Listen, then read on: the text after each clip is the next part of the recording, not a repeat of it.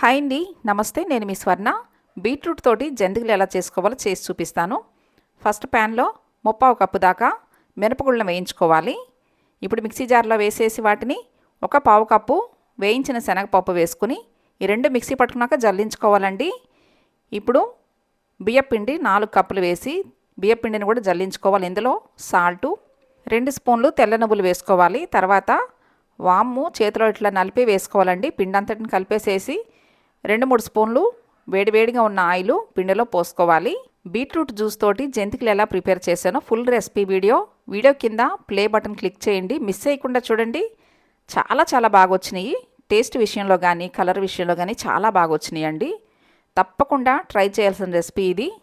చూడటానికి కలర్ కూడా చాలా బాగున్నాయి కదండి. టేస్ట్ కూడా నెక్స్ట్ లెవెల్లోనే ఉంటుంది. ఈ వీడియో మీకు నచ్చినట్లయితే తప్పకుండా లైక్ చేయండి, షేర్ చేయండి. నా ఛానల్ని సబ్స్క్రైబ్ చేసుకోండి.